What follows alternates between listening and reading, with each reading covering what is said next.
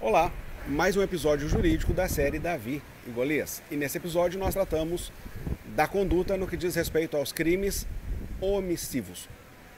Ao estudarmos a conduta, o primeiro elemento do primeiro substrato do crime, que é o fato típico, nós verificamos que conceitualmente a conduta é aquele comportamento humano descrito em lei que fere ou no mínimo ameaça bem jurídico tutelado. A conduta pode se exteriorizar por duas formas, ou por ação ou por omissão. Quando nós estamos diante de uma conduta por ação, estamos diante de um crime comissivo. E quando a conduta se exterioriza por omissão, é porque nós estamos diante de um crime omissivo.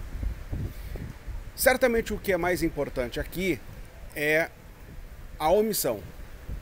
A omissão pode ser classificada tradicionalmente como própria e imprópria.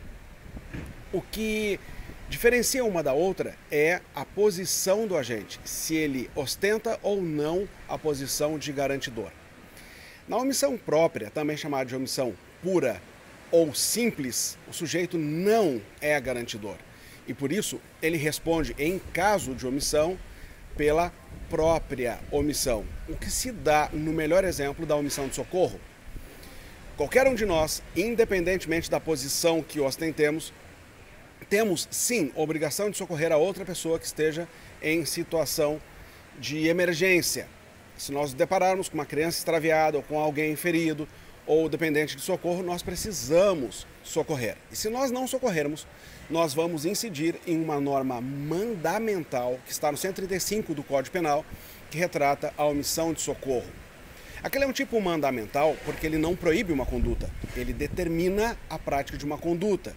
E se nós não praticarmos a conduta por ele determinada, aí nós estaremos diante da omissão própria e sujeitos às sanções penais. É bem verdade que o próprio tipo revela que só haverá incidência naquela tipicidade se há possibilidade de agir. Seja qual for a omissão, aliás, esse é um binômio que tem que ser observado. Além do dever de agir, precisa possibilidade de agir.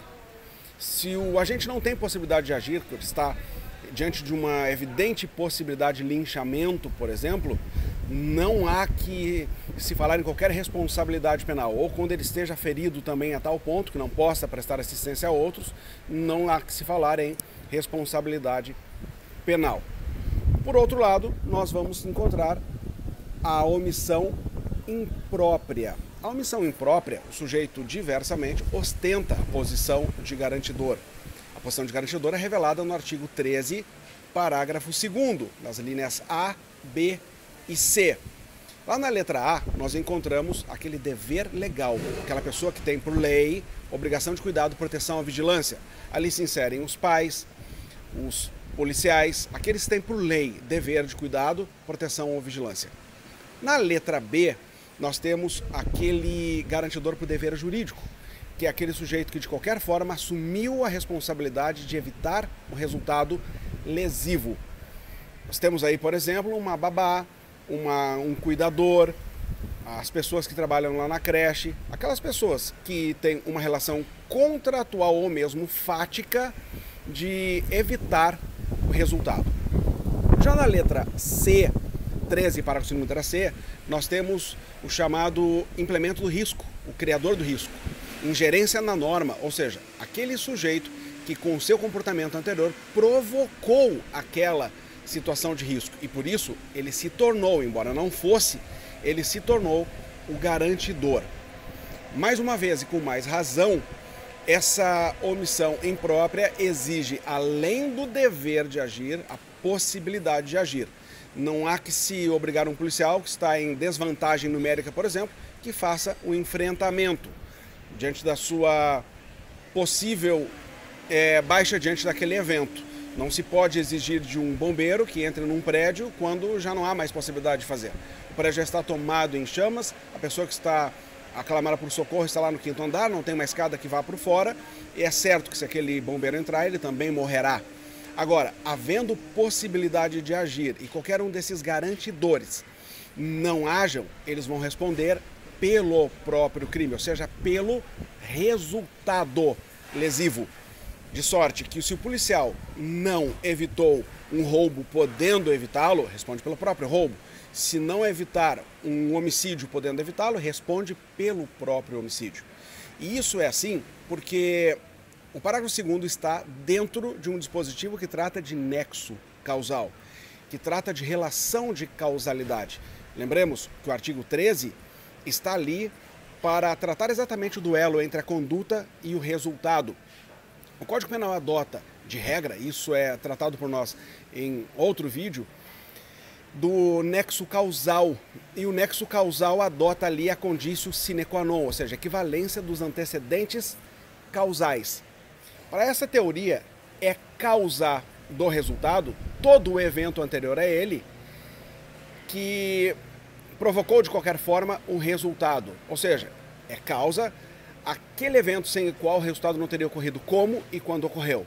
Ora, se o policial podia e devia evitar e não o fez, ele se torna a causa do resultado. Ele está no desdobramento causal lógico e por isso tem que responder pelo próprio resultado. Então não se confunde a omissão própria, em que o agente responde pela própria omissão desde que haja previsão legal para isso.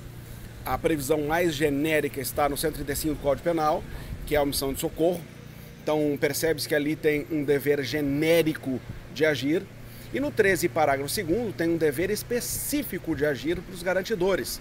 E por isso, o sujeito responde pelo resultado e não pela própria omissão. E nos dois casos, existe o binômio dever versus possibilidade.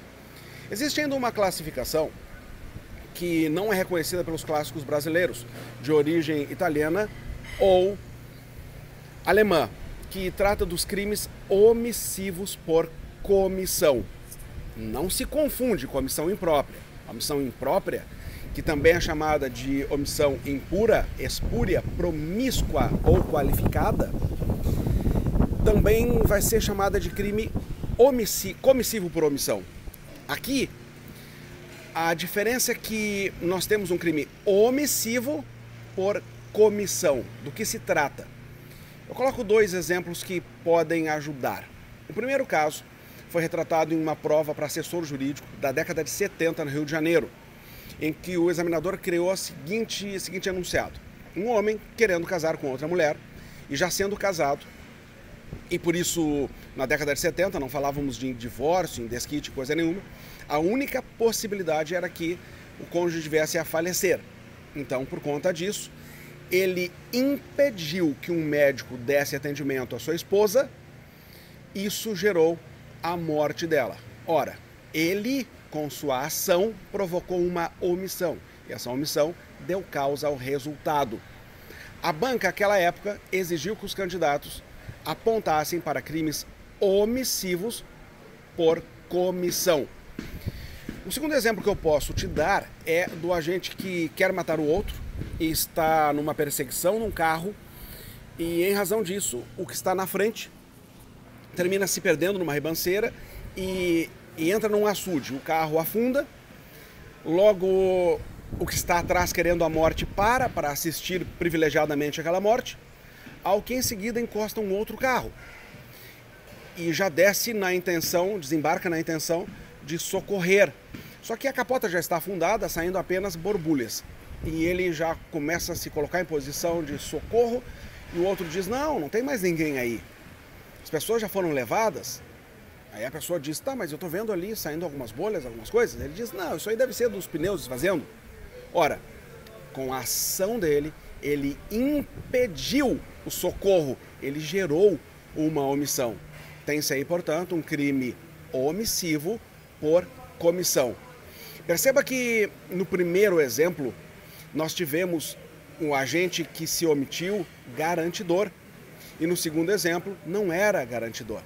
Então eu posso ter tranquilamente aí um crime omissivo por comissão próprio e omissivo por comissão impróprio. Essas são as classificações dos crimes omissivos. Classicamente, omissão própria, o agente não é garantidor, tem um dever genérico. A omissão imprópria, o agente é garantidor e tem dever específico, legal, jurídico ou pelo incremento do risco. e uma classificação diferenciada que já caiu pelo menos 2 vezes em concursos, que é o crime omissivo por comissão. É um gigante realmente. Esse é um Golias porque são muitos detalhes e que as pessoas que estão interessadas em concurso precisam conhecer bem. Se você perdeu alguma parte, volta ao vídeo, ouve com mais tranquilidade, ouve no áudio, você está me ouvindo no podcast. Se gostou e quer outras dicas nesse mesmo sentido, assine meu canal no YouTube ou consome o conteúdo em podcast. Se perdeu e não sabe onde achar, vai no meu site daviandré.com.br e tem uma aba de convidados e ali eu indico como você faz para me encontrar, tanto no YouTube quanto nos podcasts. Um grande abraço e eu te vejo no próximo episódio.